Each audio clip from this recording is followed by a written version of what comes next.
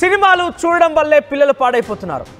సినిమాలు చూడడం వల్లే ఈ రకంగా అత్యాచారాలు, మానభంగాలు, మరణాలు జరుగుతున్నాయి. సినిమాలు చూడగానే మర్డర్ జరుగుతున్నాయి. సినిమాల వల్లే సమాజం చెడిపోతోంది. సినిమాల కారణంగానే ఇవన్నీ వికృత చేష్టలు జరుగుతున్నాయి. ఇవి నేను చెప్తున్న మాట కాదు, గతంలో చాలామంది చెప్పుకొచ్చారు. ఇప్పుడు మళ్ళీ ఏపీ మంత్రి ఒక రకమైన వ్యాఖ్యలు చేసుకొచ్చారు.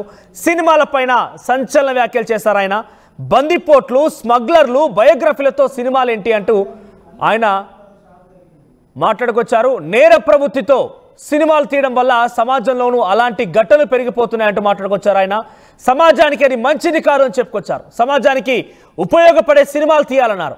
హాట్ టాపిక్గా మారింది ఇప్పుడు సత్యకుమార్ వ్యాఖ్యలు. అయితే ఇటీవల కాలంలో నేర ప్రవృత్తి, స్మగ్లర్లు, బందిపోటు దొంగలనే సినిమాకు సంబంధించి మనం చూస్తే కనుక స్మగ్లర్ల రూపంలో స్మగ్లర్లే ఉద్దేశంగా వచ్చినటువంటి సినిమా అల్లు అర్జున్ నటించినటువంటి పుష్ప 2 సినిమా, పుష్ప 1 కూడా అదే తరహాలో ఉంది.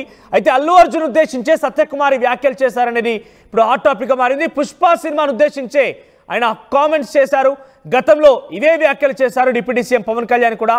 కర్ణాటకకు వెళ్ళిపోయి ఏపీలో ఉన్నటువంటి ఆయన అటవీ శాఖ మంత్రిగా కూడా ఉన్నారు కాబట్టి ఏపీలో కొన్ని ఇబ్బందికరంగా ఏనుగుల స్వైర విహారం చేస్తున్నాయి. దాన్ని కంట్రోల్ చేయడానికి కర్ణాటక రాష్ట్రం నుంచి సహాయం కావాలని చెప్పి అక్కడ ఏనుగులను తీసుకొచ్చిన వెళ్ళిన నేపథ్యంలో అక్కడ అడిగినటువంటి కొన్ని క్వశ్చన్స్ మేరకి మీడియా కాన్ఫరెన్స్లో సినిమాలో దొంగలే ఇప్పుడు సినిమాలుగా హీరోలుగా ఉంటున్నారు, దొంగల క్యారెక్టర్నే హీరోలుగా చూపిస్తున్నారు, అటువంటివి సమాజంలో మంచిది కాదు అంటూ పవన్ కళ్యాణ్ కూడా మాట్లాడుకొచ్చారు.